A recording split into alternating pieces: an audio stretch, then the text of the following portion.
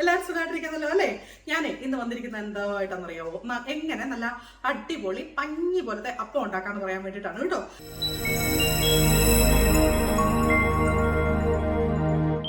വളരെ ഈസിയാണ് അപ്പം ഉണ്ടാക്കാനായിട്ട്. അപ്പം ഞാൻ ഇവിടെ എടുത്തിരിക്കുന്നത് ഒരു 2 കപ്പ് അരി.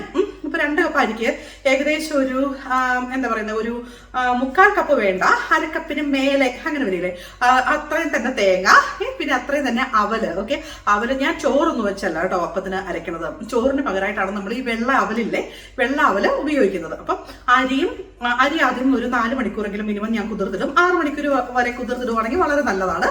അപ്പം അരി കുതിർത്തിടുക. അപ്പം അരയ്ക്കുന്നതിന് ഒരു അരമണിക്കൂർ മുമ്പ് നമ്മുടെ ഈ എടുത്ത് വെച്ചിരിക്കുന്ന അവലില്ലേ, അവല് അരിയിലേക്ക് ഇട്ട് വെക്കുക. എന്നിട്ട് തേങ്ങയായിട്ട് മിക്സ് ചെയ്ത് ഈസ്റ്റും പഞ്ചസാര ഇഷ്ടമുള്ളവര് കുറച്ച് 2 ടേബിൾ സ്പൂൺ പഞ്ചസാരയും ചേർത്ത്, കുറച്ച് എന്താ പറയുക ഉപ്പും ചേർത്ത്, കുറച്ച് ഈസ്റ്റും ചേർത്ത് നന്നായിട്ട് അരച്ചെടുക്കുക. അരച്ച് ഒരു 8 മണിക്കൂറൊക്കെ കഴിഞ്ഞ് കഴിയുമ്പോൾ നമുക്ക് അപ്പം ഉണ്ടാക്കി എടുക്കാൻ പറ്റും കേട്ടോ. അപ്പം നിങ്ങളതൊന്ന് ഉണ്ടാക്കി നോക്കണം. ശരിക്കും പറഞ്ഞു കഴിഞ്ഞാൽ മട്ടൺ സ്റ്റൂവിൻ്റെ കൂടെയും മുട്ടക്കറിയുടെ കൂടെയും ബീഫ് വലത്തേൻ്റെ കൂടെയൊക്കെ നല്ല അടിപൊളിയാണ്. ഞാനിത് എങ്ങനെയാണ് ഉണ്ടാക്കി എടുക്കുന്നതെന്ന് ഒന്ന് കണ്ടു നോക്കൂ കേട്ടോ. നമുക്ക് നല്ല പഞ്ഞി പോലത്തെ അപ്പം എങ്ങനെയാണ് ഉണ്ടാക്കുന്നതെന്ന് നോക്കിയാലോ.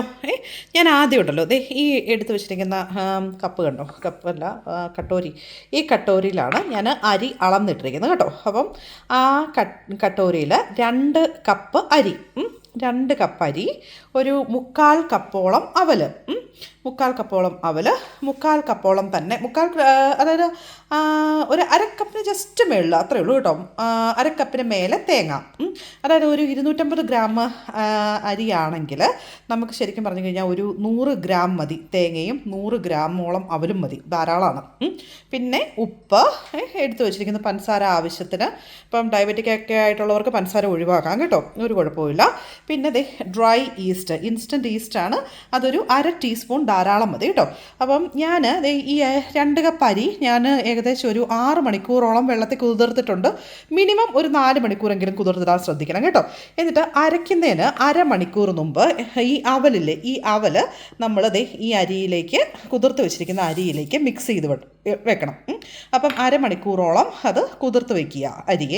അരിയും അവലും കൂടി ഒരുമിച്ച് കുതിർത്ത് വെക്കുക. 4 മണിക്കൂർ കുതിർത്ത് വെച്ച അരിയിലേക്ക് ഈ പറയുന്ന അരക്കപ്പിന് മേലെ അരക്കപ്പോളമുള്ള അവലിട്ട് അരമണിക്കൂറോളം കുതിർത്ത് വെക്കുക കേട്ടോ.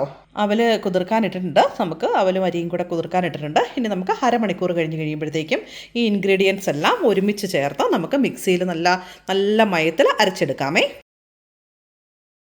നമ്മുടെ അവല് നന്നായിട്ട് കുതിർന്നിട്ടുണ്ട് കേട്ടോ, അരിയോടുകൂടി ചേർന്ന് കുതിർന്നിട്ടുണ്ട്. ഏകദേശം അരമണിക്കൂർ മിച്ചം ഞാനിത് വെച്ചിട്ടുണ്ട്. ഇനി നമുക്ക് ഈ ഇൻഗ്രീഡിയൻസ് എല്ലാം കൂടെ, അതായത്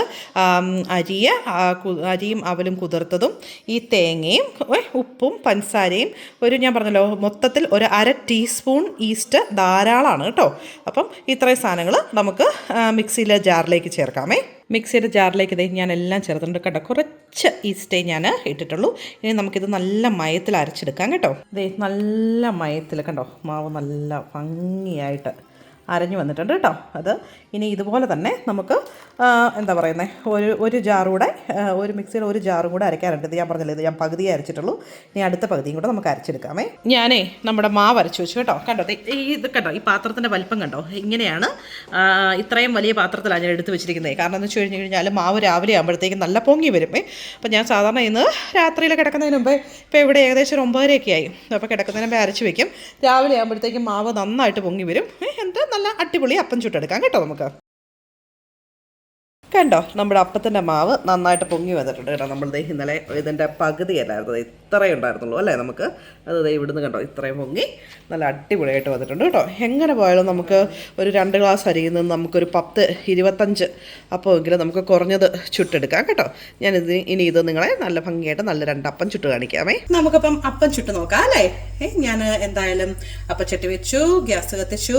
ഓക്കെ, ചട്ടി നന്നായിട്ട് ചൂടായിട്ട് വന്നിട്ടുണ്ട് കേട്ടോ. അപ്പോഴത്തേക്ക് നമുക്ക് കുറച്ച് ഒരു 3/4 തവി മാവ് ഒഴിച്ചു കൊടുക്കേ. മാവ് ഒഴിച്ചു കൊടുത്തിട്ടുണ്ട്. നമുക്കൊന്ന് ചുറ്റിച്ച് വയ്ക്കാം.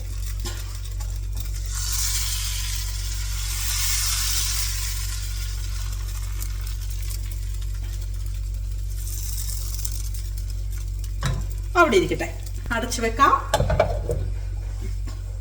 അപ്പം ശരിക്കും പറഞ്ഞു കഴിഞ്ഞാൽ 1 മിനിറ്റ് അത്രയൊക്കെ എടുക്കുള്ളൂ കേട്ടോ അത് കുക്കായിട്ട് വരാനായിട്ട്. അപ്പോൾ 1 മിനിറ്റ് നമുക്ക് നന്നായിട്ട് അടച്ചു വെച്ച് നമുക്കൊന്ന് കുക്ക് ചെയ്തെടുക്കാം. ഓരോപ്പോൾ ഞാൻ ഓൾറെഡി ഈ ചുട്ടെടുത്തു, വീഡിയോ എടുക്കുന്ന കാര്യം ഞാൻ മറന്നുപോയി. അപ്പം രണ്ടാമത്തെ അപ്പം ഞാൻ ഇതുപോലെ അടച്ചു വെച്ച് എടുത്തിട്ടുണ്ട്. കണ്ടോ സൈഡ് ജസ്റ്റ് ഒന്ന് ഇളക്കി കൊടുക്കുക. സൈഡൊക്കെ നല്ല മൊരിഞ്ഞ് വരാൻ തുടങ്ങിയിട്ടുണ്ട്. അപ്പം നന്നായിട്ട് കണ്ടോ മൊരിഞ്ഞ് നല്ല സൈഡൊക്കെ നല്ല റൈന്ത ഇത് കണ്ടോ വരുന്നുണ്ട്. അപ്പം ഈസി ആയിട്ട് കേട്ടോ അപ്പച്ചട്ടിയിൽ നിന്ന് ഈസി ആയിട്ട് പോരും കേട്ടോ. നോൺ സ്റ്റിക്ക് അപ്പച്ചട്ടിയാണ്, ഈസി ആയിട്ട് പോരും. കണ്ടോ നല്ല നല്ല nice and soft and smooth ആയിട്ടുള്ള അപ്പമാണ്. അതെ ഒരെണ്ണം ആദ്യം ചുട്ടത് കാണിക്കാം കേട്ടോ. കണ്ടോ നൈസ് ആൻഡ് സോഫ്റ്റ് ആയിട്ടുള്ള അപ്പം. രണ്ടാമത്തെ അപ്പമായി. ഞാൻ 2 അപ്പം ഇപ്പം ചുട്ടെടുക്കണുള്ളൂ കേട്ടോ. അപ്പം നമുക്ക് അത് ജസ്റ്റ് ഒന്ന് വീഡിയോയിൽ കാണിക്കാൻ വേണ്ടിയിട്ടാണ്. കണ്ടോ അടുത്ത അപ്പവും റെഡിയായി. എന്ത് രസമാണെന്ന് നോക്കിക്കേ. നല്ല അടിപൊളി അപ്പവും നല്ല ബീഫ് വരട്ടി വെച്ചിരിക്കുന്നതാണ് കേട്ടോ, ബീഫ് ഒലത്തിയത്. അപ്പം നല്ല ഒക്കെ ബീഫ് ഒലത്തിയത് നല്ല കറുകറാന്ന് വന്നിട്ടില്ലേ. അപ്പം നിങ്ങളെ ജസ്റ്റ് കാണിക്കാൻ വേണ്ടിയിട്ടാണ് ബീഫ് ഒലത്തിയത് വെച്ചിരിക്കുന്നത് ഇങ്ങനെ. അപ്പം എന്താ സാധാരണ ചെയ്യാമെന്ന് ചോദിച്ചു കഴിഞ്ഞാൽ നിങ്ങൾക്ക് എന്നാ പറയുന്നത് ഇഷ്ടമുള്ള കറിയുടെ കൂടെ കഴിക്കാം. മുട്ടക്കറിയോ മട്ടൺ സ്റ്റൂവോ ചിക്കൻ സ്റ്റൂവോ എന്തിൻ്റെ കറിയുടെ കൂടെയും വേണമെങ്കിലും നിങ്ങൾക്ക് ഇത് കഴിക്കാം കേട്ടോ. അപ്പം ഞാനിപ്പം ബീഫ് ഒലത്തിയതിൻ്റെ കൂടെയാണത് ഇപ്പം തൽക്കാലം എടുത്തിരിക്കുന്നത്. ഓക്കെ, അപ്പം ഇങ്ങനെ ഒന്ന് ഉണ്ടാക്കി നോക്കുക കേട്ടോ. എങ്ങനെയാ അപ്പം ഉണ്ടാക്കുന്നതെന്ന് കണ്ടല്ലോ. ഇനി അപ്പം ഉണ്ടാക്കി കഴിഞ്ഞു കഴിഞ്ഞാൽ ശരിയാവുന്നില്ല, ഒട്ടിപ്പിടിക്കുന്നു, ചട്ടിയിൽ നിന്ന് പറഞ്ഞു പോരുന്നില്ല, ഇങ്ങനെയുള്ള പരാതികളൊന്നും ഇനി നമുക്കില്ലല്ലോ അല്ലേ.